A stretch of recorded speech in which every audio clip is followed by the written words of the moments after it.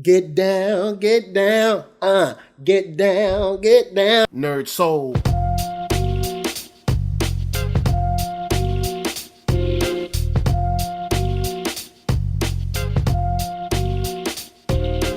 Late Ill Kid at OneYoungsta, holding it down, bringing that StreetGeek and NERDSoul. What is up, my people? Today, we got a dope episode coming for y'all for On Screen. We're going to be talking about movies. We're going to be talking about TV. We're going to have a lot of fun. So let's wrap. The Get Down this weekend came out with their part 2, ending up their storyline, and people were pretty jazzed about it. Yeah, I said jazzed. But anyway, watching the last 6 episodes of this series kind of brought me back to what I really love about this show and what rubs me extremely the wrong way. This show really shines when it's like dealing with the music, dealing with like the friendship and the brotherhood between Maaaaaan and her crew, between Zeke and his crew, when it deals with some of kind of like the history of New York at the time.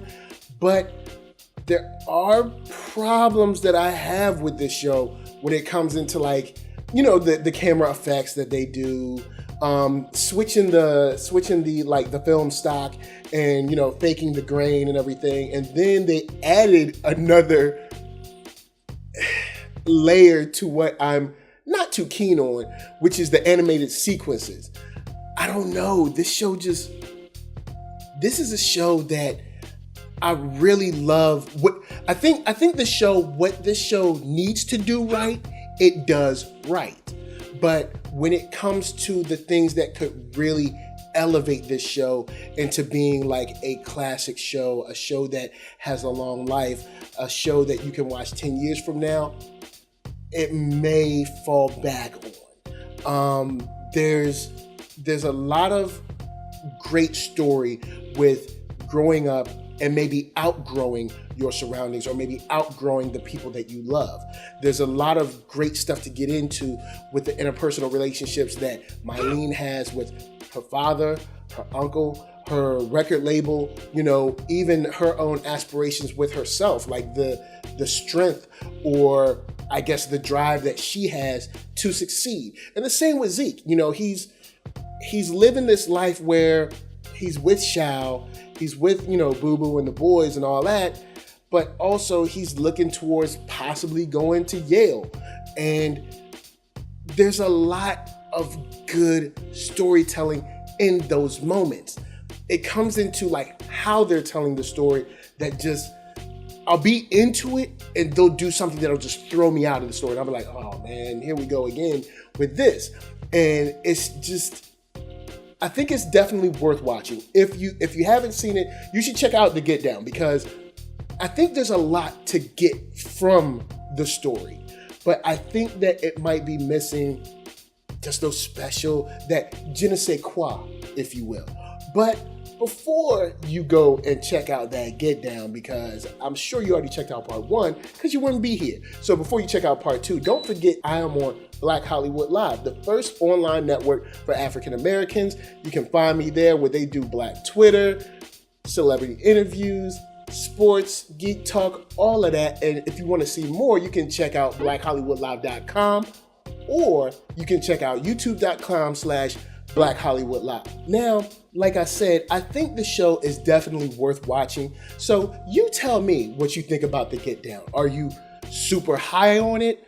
Is it one of your lows for Netflix? Let me know where it ranks for you as far as stories in this genre covering this topic.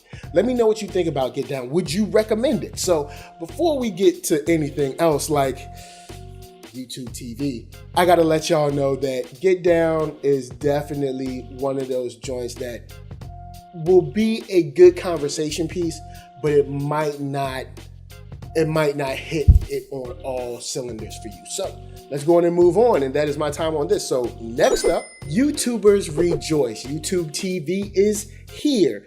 Sort of. Kind of. I think they're still sort of beta testing it. But in 5 cities, New York, LA, San Fran, and I think Chicago and somewhere else, they've dropped their service that allows you to watch live TV and also DVR, you know, all of the shows and movies and stuff like that, infinitely on their service. It's going to be $35 a month, but for the first month, you get to try it out for free. And I've been trying it out for the last couple of days, and it's not bad. It's not bad. They don't have as much of a variety as I would like. Their episodes that they have are way behind what like Xfinity, because Xfinity has their own TV service and like TWC and like Hulu, but the service is very snappy. It's very quick. Like when you press to cast, it casts very quick. When you're going from the laptop to the phone or something, works very quick. But I did find some problems going from the phone and then casting from the tablet. It seems to hang up right there. It also seems to have some hang-ups when you're casting YouTube TV and then you want to cast something from YouTube.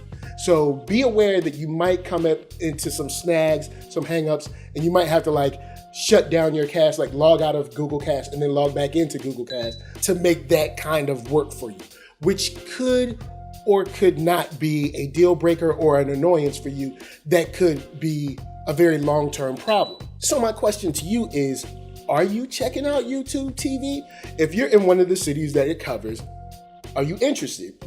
Are you not? Do you think 35 is too much, too little? I think it's kind of right in the sweet spot. Say if your internet service is about $60, $70, you get YouTube TV for like $35. That means you have live TV to an extent, and you get, your internet service, and you can do everything pretty much on the internet, so you can get all of that for about $100. Is it worth it to you? Now, for me, I'd say maybe it might not be bad, depending on if you're already using like over-the-air HD antennas and stuff like that.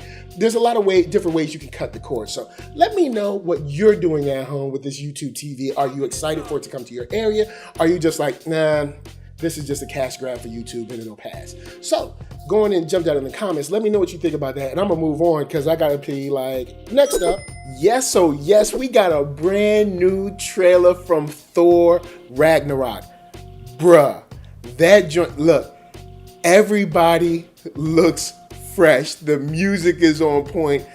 Just the visuals are on point. When it opens up and he's down in what I assume is akin to Hades, you just get this feel, this tone of this dude is at the end of his rope. And then he says like, hey, it's a long story. And you get to see just Hela, you get to see Thor, you get to see Hulk, and we're gonna get into all of that. So straight up, I'm loving this trailer. I think that we're in for the best Thor movie yet. And I think that we're in for a fun time at the theater. Trailers have been off the Richter for like the last month or two, yo. Like, I don't think there's been a whack trailer in a few weeks.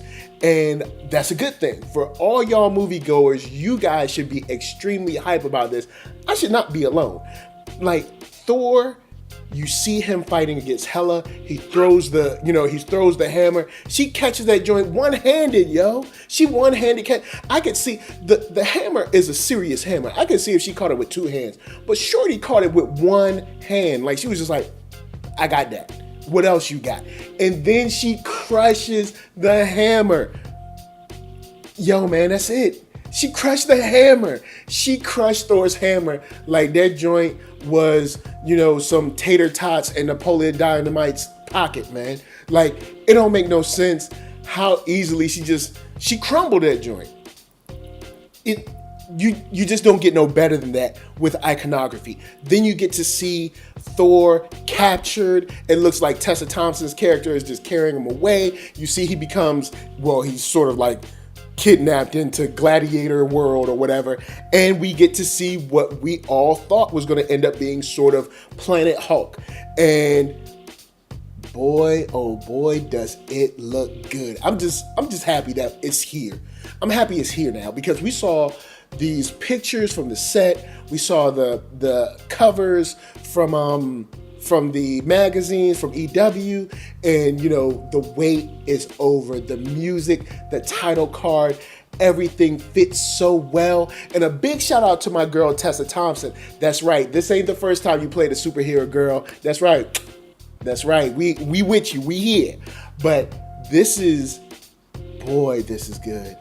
It's just good. The acting is on point. You see Idris Elba getting his shine on. You get to see Goldblum getting his shine on. You get to see Loki back.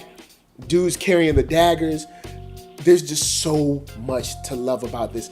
And probably my favorite and most interesting part is the reaction from Thor when he sees the Hulk.